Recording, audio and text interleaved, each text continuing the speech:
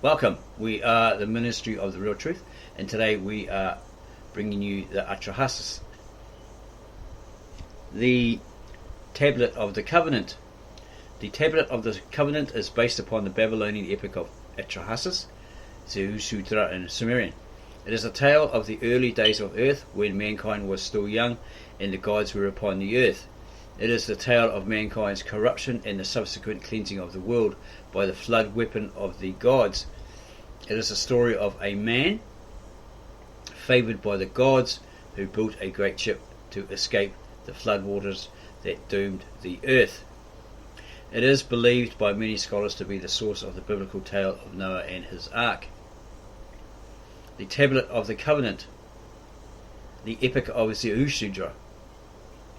When the gods, instead of man, did the work, bore the loads, the gods' load was too great, the work too hard, the trouble too much, the great Anunnaki made the Igigi carry the workload sevenfold. An, their father, was king, their counsellor, warrior, Enlil, their chamberlain was Ninurta, their canal controller, Anugi. They took the box of lots and cast the lots. The gods made the division. An went up to the sky, and Enlil took the earth for his people. The bolt which bars the sea was assigned to far-sighted Enki. When An had gone up to the sky, and the gods of the Abzu had gone below, the Anunnaki of the sky made the Igigi bear the workload. The gods had to dig out canals, had to clear channels, the lifelines of the land. The gods dug out the Tigris River bed and then dug out the Euphrates. In the deep they set up the Abzu of the land and roofed it as the mountains. They were counting the years of loads. For 3,600 years they bore the excess, hard work, night and day. They groaned and blamed each other, grumbled over the masses of excavated soil. Let us confront our Lord the Chamberlain, and get him to relieve us of our hard work. Come, let us carry the Lord, the counsellors of gods, the warrior, from his dwelling. Come, let us carry Enlil, the counsellor of the gods, the warrior, from his dwelling. Then Gibeal made his voice heard and spoke to the gods, his brothers. Come, let us carry the counsellors of the gods, the warriors, from his dwelling.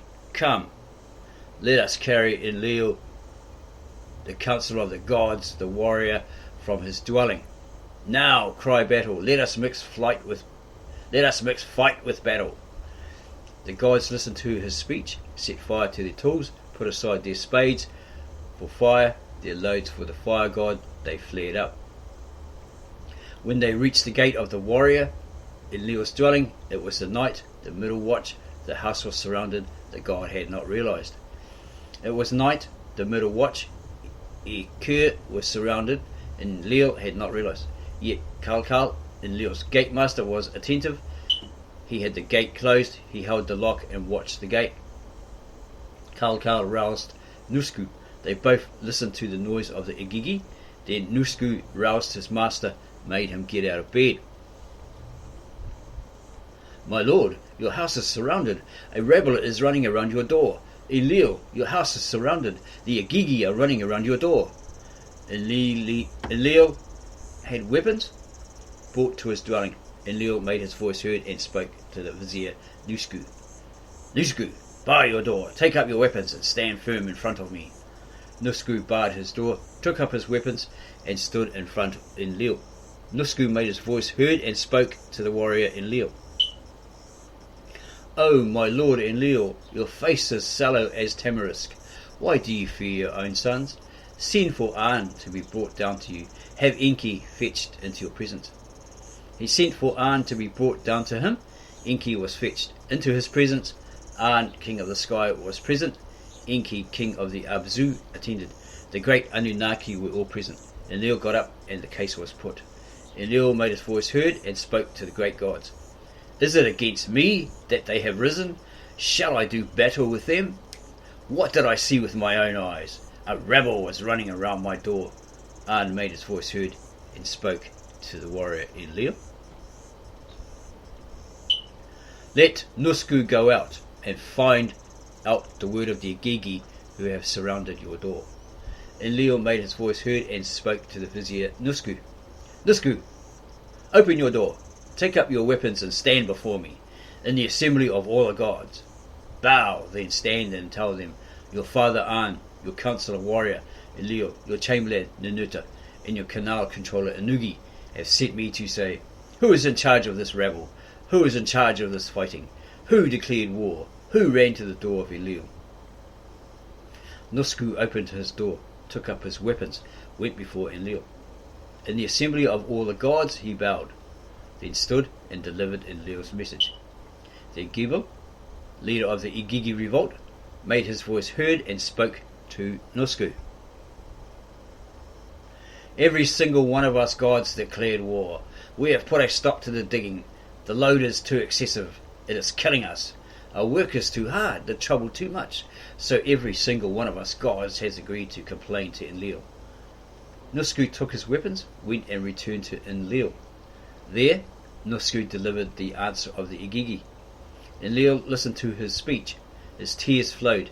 Enlil spoke guardedly, addressed the Sky King An. Noble one, take a decree with you to the sky. Show your strength while the Anunnaki are sitting before you. Call upon one rebellious god and let them cast him for destruction. An made his voice heard and spoke to the gods, his sons. What are we complaining of? Their work was indeed too hard. Their trouble was too much. Every day the earth resounding with their groans and cries. The warning signal was loud enough. We kept hearing the noise, but we ignored them. They have every right to revolt and complain to the house of Enlil. Enlil was enraged with his father's answer. Then far-sighted Enki stepped in and offered a wise solution to the trouble. Enki made his voice heard and spoke to the gods, his brothers. Why are we blaming them? Their work was too hard, their trouble was too much. Every day the earth resounded with their groans and cries. The warning signal was loud enough, we kept hearing the noise, but we ignored them. There is an answer to this problem. Noble An, call forth Belet Elil, the womb goddess, into your presence. When Belet Eli, the womb goddess, is present, let her create offspring. Let her create a mortal man, so that he may bear the yoke, the work of Enlil. Let man bear the loads of the gods. They called upon the goddess, asked the midwife of the gods, wise Mami, you are the womb goddess to be the creator of mankind. Create a mortal that he may bear the yoke. Let him bear the yoke, the work of Enlil. Let man bear the load of the gods. Nintu made her voice heard and spoke to the great gods. It is not proper for me to make him. That work is Enki's. It is not proper that I should make a mortal slave. I shall create a co-worker, a co-creator, but I will not make a slave. This is the work of Enki. He must make everything pure. If Enki gives me the clay, then I will do it. Enki made his voice heard and spoke to the great gods. Wise Mami, mother of the gods, your sons, your wisdom is noted and shall be made to pass. On the 1st, 7th and 15th of the month, I shall make a purification by washing. Then one Anunnaki god should be chosen for sacrifice, and then the gods can be purified by immersion. Nintu shall mix clay with his flesh and blood. Then a god and a man will be mixed together in clay. Let us hear the drumbeat of his heart forever after. Let a ghost come into existence from the god's flesh. Let her proclaim it as his living sign, and let the ghost exist, so as not to forget the slain god. They all answered, yes, in the assembly, the great Anunnaki who assigned the fates. On the 1st, 7th and 15th of the month, Enki made a purification by washing. Geshtu'e, a pure young god who had intelligence, they slaughtered in their assembly. Nintu mixed clay with his flesh and blood. They heard the drumbeat forever after. A ghost came into existence from the god's flesh, and Nintu proclaimed it as his living sign. The ghost existed so none would forget the slain god. After she had mixed that clay, she called up the Anunnaki, the great gods. The Igigi, the great gods, spat spittle upon the clay.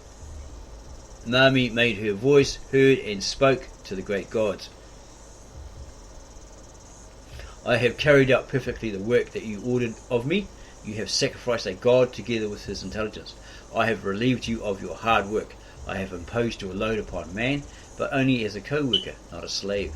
You would have bestowed noise and woe upon mankind, but I have undone the fetter and granted freedom. They listened to the speech of hers and were freed from anxiety. They fell down and kissed her feet. We used to call you Mami, but now your name shall be Mistress of all gods. Far-sighted Enki and his wise Mami went into the room of fate. The womb goddesses were assembled. Enki trod the clay in her presence. Mami kept reciting the incantation, for Enki, staying in her presence, made her recite it. When she had finished her incantation, she pinched off 14 pieces of clay and set 7 pieces on the right, 7 on the left. Between them she put down a mud brick. She made use of a reed, split it open so that it was sharp, and cut the umbilical cords. She called up the wise and knowledgeable womb goddesses, 7 and 7. 7 created males, 7 created females, for the womb goddess is the creator of fate. Enki paired them 2 by 2. He paired them 2 by 2 in her presence. Mami made these rules for people. In the house of a woman who is giving birth, the mud brick shall be put down for 7 days. Belet Eli, wise Mami, shall be honoured. The midwife shall rejoice in the house of the woman who gives birth, and when the woman gives birth to the baby, the mother of the baby shall sever the cord herself. A man shall cleave unto a woman, a boy to a girl. A girl shall be ready by the sign of her bosoms, a young man by the beard upon his cheek. In the gardens and the waysides they shall cleave unto each other. A wife and her husband shall choose each other. The womb goddesses were assembled, and Nintu was present. They counted the months, called up the 9th month as the term of fate. When the 9th month came, she slipped in her staff and opened the womb. Her face was glad and joyful. She covered her head, performed a midwifery, put on her belt, said a blessing. She made a drawing in flour and put down a mud brick in the centre of it. I myself have created it. My hands have made it. The midwife shall rejoice in the house of the priestess. Wherever a woman gives birth and the baby's mother severs herself, the mud brick shall be put down for 9 days. Nintu, the womb goddess, shall be honoured. She shall call the womb goddess Mami. She shall honour the womb goddess, shall lay down the linen cloth, and when the bed is laid out in their house, a wife and her husband shall choose each other. Inanna shall rejoice in the wife-husband relationship. In the father-in-law's house, celebrations shall last for 9 days, and they shall call Inanna Ishtar on the 15th day.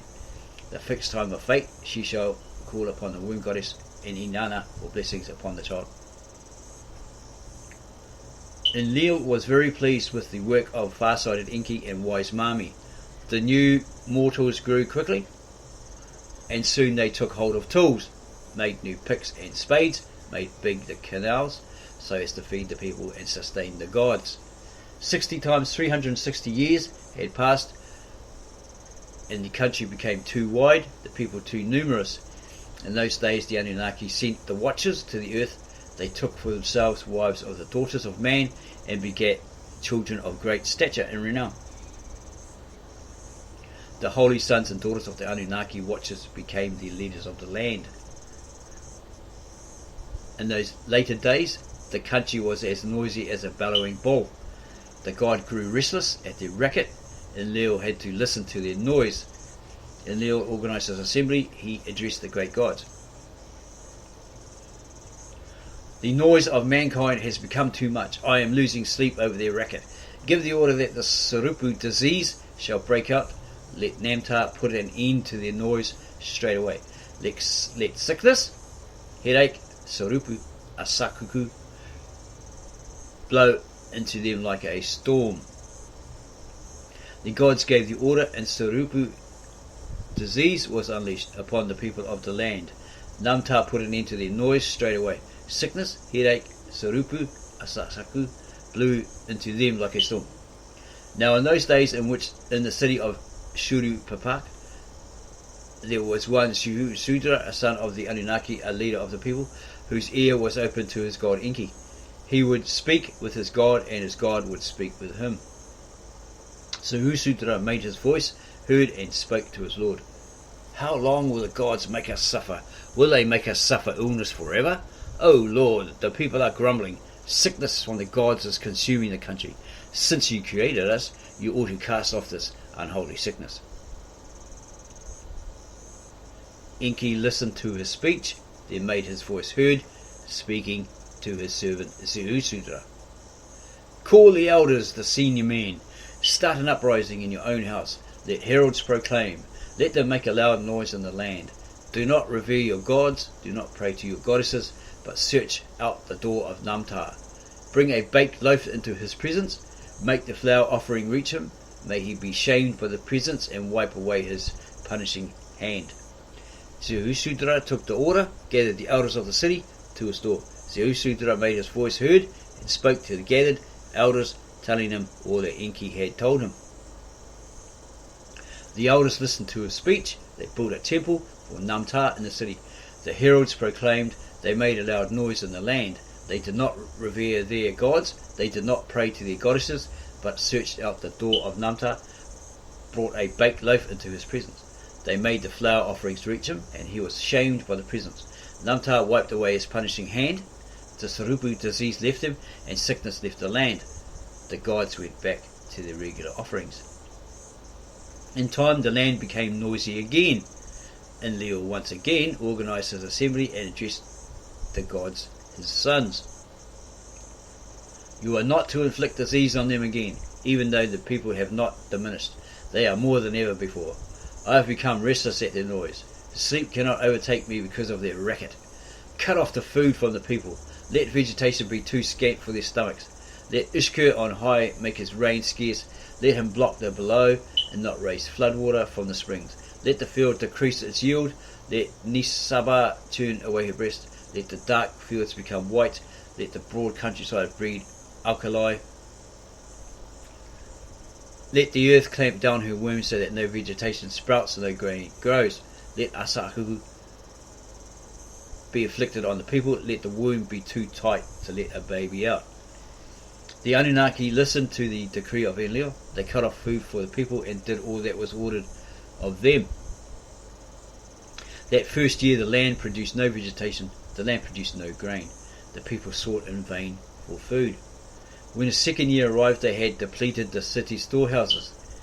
When the third year arrived, the people's looks were changed by starvation. When the fourth year arrived, their upstanding bearing bowed, their well-set shoulders slouched. People went out in public hunched over with the pain of starvation. When the fifth year arrived, daughters would suspiciously eye their mothers. Mothers would not open their doors for their daughters. Daughters would watch the scales at the sale of their mothers into slavery. Mothers would watch the scales at the sale of their daughters. When the sixth year arrived, they served up daughters for their meals. They served up sons for food. When only a few households were left, their faces covered with scabs like mold, people stayed alive by taking the life of others. Now in those days, Ziusudra again approached Lord Enki. Ziusudra made his voice heard and spoke to his lord. O Lord Enki, how long must the people suffer at the hands of the gods? How long will the Anunnaki punish the children of men and the children of gods? Why are we made to starve? Why has Ishkur ceased his reign? Why has he ceased his fertile flood? The people are eating one another. None are safe. Happiness is no longer in the land. Enki listened to his speech, and as before, Enki ordered Ziusudra to do just as he had done when Namtar sent sickness to the land. Ziusudra followed his orders, called the elders to his house, and gave them the orders of Enki. The people built a temple for Ishkur in the city, made offerings to him, and Ishkur was shamed by the presence. Ishkur withdrew his hand from the land. He made mist form in the morning and in the night. He stole out and made dewdrop. He opened his clouds and released the rains. He delivered to the fields a harvest of its produce ninefold. The drought left the land and the gods went back to their regular offerings. Now Enlil was furious with the Agigi. He convened the assembly and made his voice heard. speaking to the gods, his sons. We, the great Anuna, all of us agreed together on a plan. An and Isker were to guard above. I was to guard the earth below. Where Enki went, he was to undo the chain and set us free. He was to release the produce for the people. He was to exercise control by holding the balance. But Enki has instead bestowed upon mankind the secrets of our heavens. He is the one who has caused knowledge to increase. He has corrupted mankind. Enki is to blame for our woes. Enlil made his voice heard and spoke to his vizier Ushku. Have Enki fetched for me. Have him brought into my presence straight away. Enki was fetched for him. He was made to wait before the assembly. The gods grew anxious as he sat. In the gods' assembly, worry gnawed at Enki. He grew anxious as he sat. They were furious with each other, Enki and Enlil. Finally, the warrior Enlil addressed Enki. We, the great Anuna, all of us agreed together on a plan. An and Isker were to guard the above, I was to guard the earth below. Where you went, you were to undo the chain and set us free. You were sent to release produce for the people. You were to exercise control by holding the balance. But instead, you have given wisdom to the people. You gave them forbidden knowledge. Your creations have despoiled the earth. You agreed to a different plan. You betrayed the gods by teaching man to shame the gods. You caused that Isker should release his reins, that Nantar should stay the sickness against the holy will of the gods. Therefore, since you imposed your loads upon man, you bestowed noise on mankind, you slaughtered a god together with his intelligence, you must now use your power to create a flood. As your punishment, it is indeed your power that shall be used against your people. You agreed to the wrong plan. I will have it reversed. Let us make far-sighted Enki swear an oath to this end, that his power shall inundate the earth and wipe away all life. Enki made his voice heard and spoke to his brother gods. Why should you make me swear an oath? Why should I use my power against my people? The flood that you mentioned to me, what is it? I do not even know. Could I give birth to a flood? That is Enlil's kind of work. Let him choose destruction. Let Enlil choose his champions. Let his envoys march ahead. Let them pull loose the mooring poles. Let Ninurta march. Let him make the weirs overflow. The assembly listened to his speech, but they did not listen to his plea. The gods gave a specific command. Enki was forced to swear the oath, and Enlil performed a bad deed to the people. Now Ziusudra sought his master day and night, but could find him nowhere. He spoke to him, but he would not answer, for Enki was sworn to silence. Instead, Enki came to Ziusudra in a dream and instructed him to go to the temple, put his ear to the wall and listen for his god. Ziusudra awoke and made his voice heard, speaking to his master. Indicate to me the meaning of this dream. Let me find its portent. With that, Ziusudra went to the temple and placed his ear to the reed wall. Enki spoke through the wall and made his voice heard, speaking to a servant. Make sure you attend the message I shall tell you. Listen constantly to me. Dismantle the house of the god. Build a boat with its materials. Reject possessions and save living things. The boat you build, roof it like the Abzu, so that the sun cannot see inside it. Make upper decks and lower decks. The tackle must be very strong, the bitumen strong to give strength. I shall make rain fall on you here. Take a wealth of birds, a hamper of fish for your journey. Enki opened the sand clock and filled it. He told Ziusudra that the sand needed for the flood was 7 nights' worth. Ziusudra received the message. Ziusudra gathered up the elders at his door. He made his voice heard and spoke to the elders. My god is out of favour with your god. Enki and Enlil have become angry with each other. They have driven me out of my house. Since I always stand in awe of Enki, he told me of this matter. I can no longer stay in Shuruppak. I can no longer set my foot in Enlil's territory again. I must go down to the Abzu and stay with my God. I must build a boat to take me there. That is what he told me. He told to me. That is what he told to me. The elders heard his words and called the carpenters and all manner of workmen to his aid. Everything he needed was fetched to him. Everything was built according to plan. All manner of life was placed aboard the boat. Ziusudra selected the best of all species and placed them on the boat. He invited his people to a feast. He put his family and friends on board the vessel.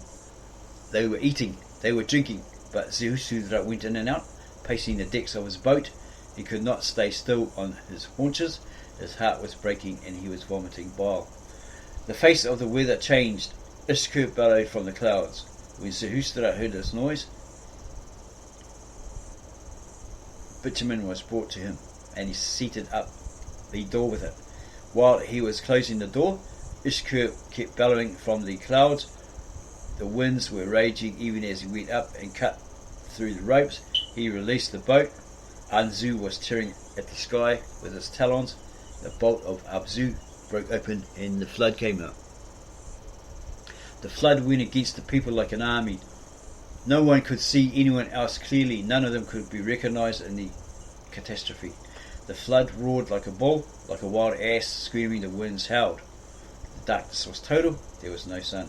The bodies of man and the children of the gods floated on the surface like fat white sheep, their corpses pushed by the flood into heaps like piles of dead dragonflies in the marsh. The earth was inundated with the power and noise of the flood. In the heavens, An went berserk. He called the gods his sons before him. As for Nintu, the great mistress, her lips became encrusted with rime. The great gods, the Anunana, stayed parched and famished. The goddess watched and wept, midwife of the gods, wise Mami. Let daylight return and shine forth. However could I, in the assembly of the gods, have ordered such destruction with them? Enlil was strong enough to give me a wicked order. He ought to have cancelled that order. I heard their cry levelled at me, against myself, against my person. Beyond my control, my offspring have become like bloated white sheep. As for me, how am I to live in a house of bereavement? My noise has turned into silence. Could I go away up to the sky and live as in a cloister? What was An's intention as decision maker? It was his command that the gods his sons obeyed. He who did not deliberate but sent the flood, he who gathered the people to catastrophe. Nintu was wailing. Would a true father have given birth to the rolling sea? Would a true father drown his children so that they would clog up the rivers like the bodies of dragonflies? They are washed up like a raft on the bank. I have seen them and wept over them. Shall I ever finish weeping for them? And the story continues.